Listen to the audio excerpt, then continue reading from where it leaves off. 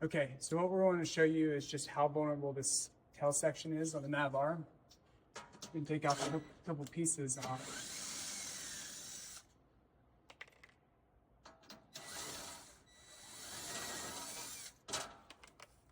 And one last one.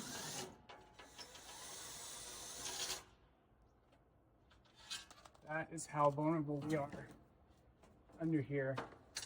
No protection between here and here. And if we want to kind of see it just for reference, we have about 2 fingers between the frame and the engine. Scoot up here, a little less than 2 fingers. We got 2 fingers there,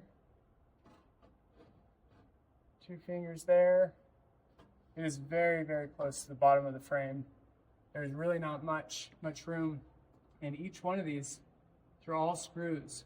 We got plenty of drain valves. These are all areas where if you just keep hitting it, you're gonna have leaks. This whole gasket right here, leak prone. Another right here, leak prone, leak prone.